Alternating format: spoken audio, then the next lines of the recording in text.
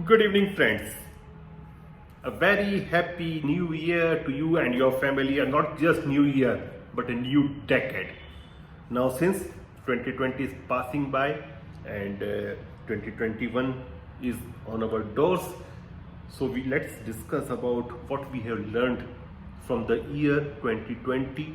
What are the challenges we are heading for 2021, and what are the permanent changes in the global situation, global economy, global politics, global geopolitics, in our environment, and in the way we live, which affects everybody's life, and also everybody's work, occupation, economics. That will be a permanent difference from 2019 and 2020. So, first of all, I will say that coronavirus, the COVID-19, knocked our doors when the world order was already in crisis, and not only the world order, but also the global economy. The world economy was in crisis. We never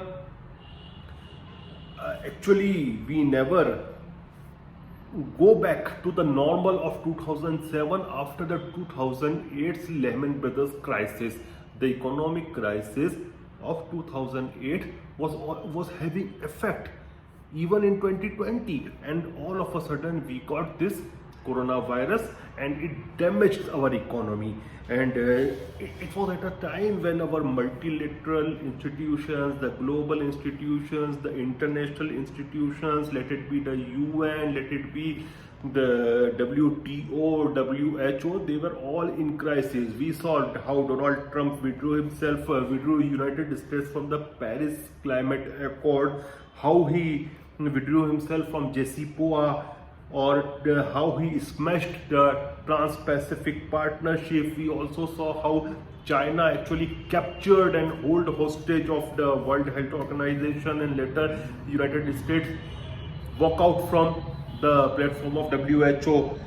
So we saw all these things in mid of a pandemic, and seriously speaking, in this pandemic, most of the world, the population of the world was looking on those countries for leadership which were looking inward themselves. Let it be the European countries, let it be the United States.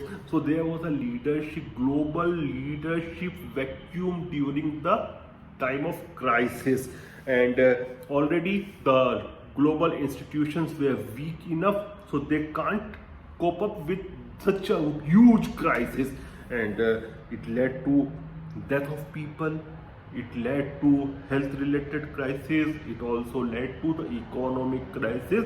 The humanity suffered never in the history, even during the World War One and World War Two. It was never like that, all the factories of the world were shut altogether, all the business was on hold because of the global lockdowns. But we have encountered this in 2020, so it was a real challenge. And now for 2021, the biggest challenge we are facing as a peaceful global community is the remake of these multilateral global international institutions. I would rather say that these institutions were already weak, they were fragile, they were already sick, and what coronavirus did, it led to the multi-organ failure of the international institutions. So we have to rebuild it, and thankfully now the United States government is also saying that they will come back to the Paris Accord, Paris Climate Accord. They may also go again for Trans-Pacific Partnership, JCPOA, and all these things. And one thing is there, if global institutions are not there, these global institutions were created for a peaceful world order. The global order will change even faster than we expect. And we saw during this period of crisis that how China behaved, and China was actually bullying everybody in her neighborhood. because it was taking the benefit of the shutdown, literal shutdown of the global institutions and multilateral institutions, so much so that the United Nations Security Council was not able to discuss the coronavirus because China was not wanting it. The entire WHO was in the pocket of China. So the global order, which was already changing, it started changing faster, and China took full advantage of this circumstance. But nature works.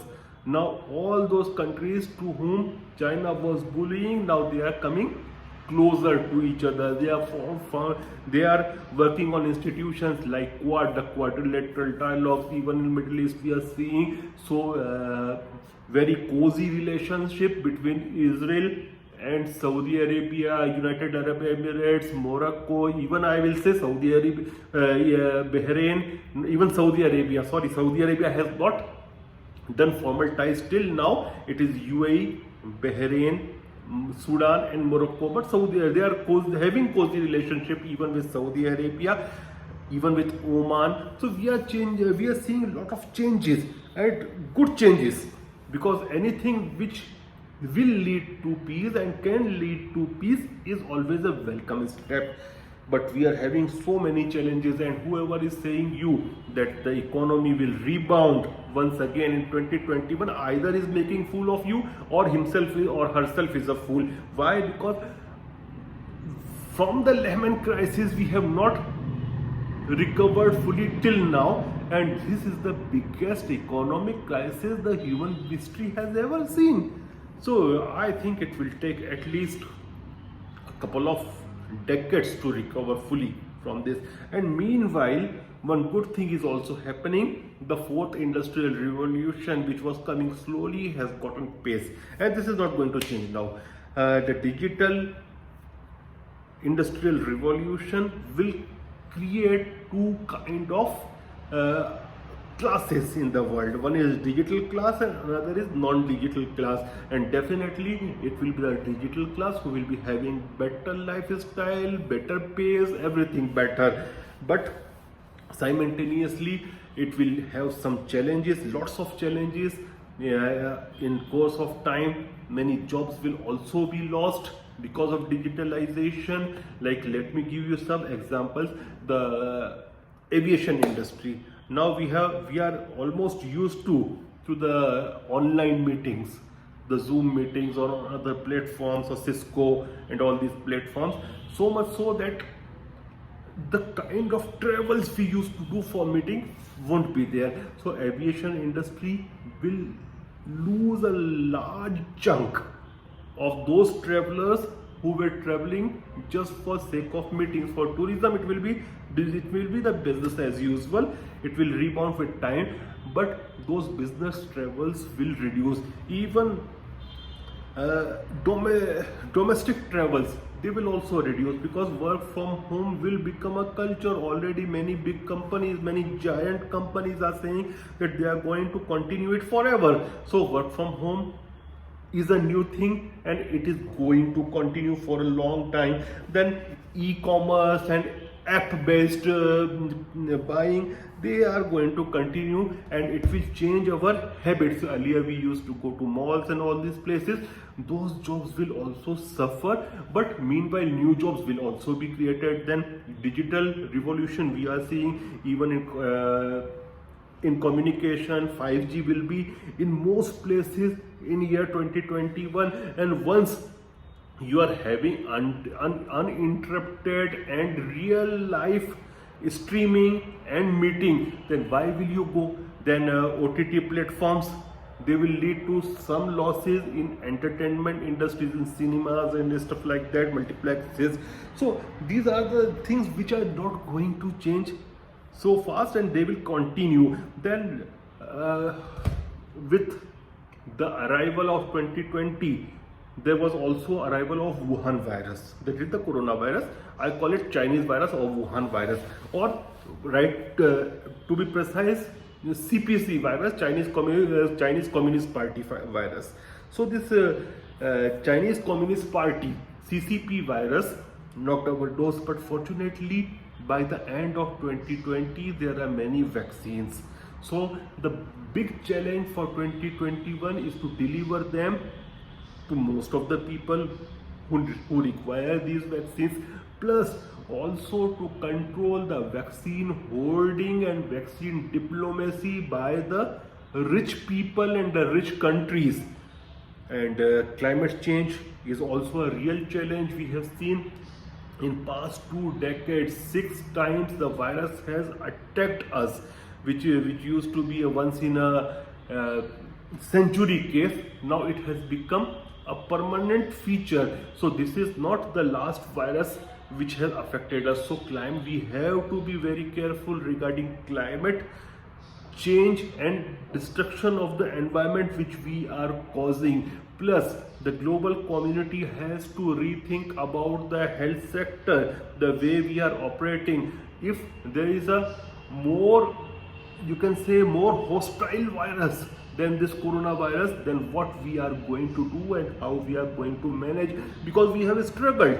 Our health systems, they were struggling this time. So even in United States, in the areas like Manhattan, the teams of doctors were struggling. There were no wards, there were no ventilators. So we have to rethink how to make our system which can cope up with these new challenges which the humanity is going to face. And regarding climate change, I am seeing some good patterns coming, like the Scandinavian nations, the Great Britain. They have said that they are going to ban the petrol-driven cars by year 2030. This is a very good step, and this will have even other effects. See, economic benefits will also be there, because then there will be a shift from petrol-driven vehicles to electric-driven vehicles. So it will give rise to new jobs, new manufacturing, and also new liquidity in our economies. Like, take an example of myself.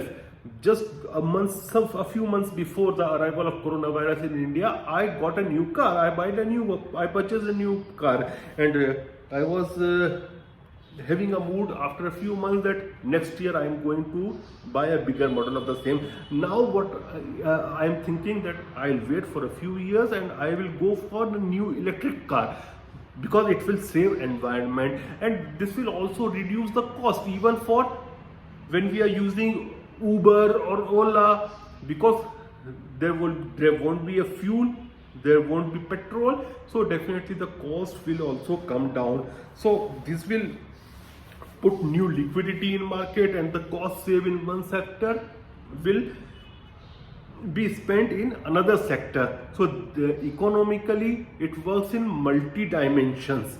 So these will be a few changes. Then the way China has behaved with all its neighbors.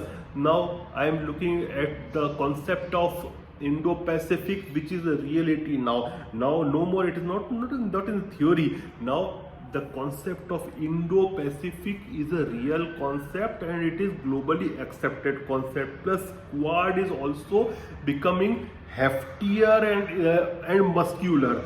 So it will be a big challenge for China, and to restore or to save the change in the world order, countries of like-minded countries or democracies will have to work more in 2021, so that we can have a peaceful and open world without restrictions, without authoritarian regimes like of China.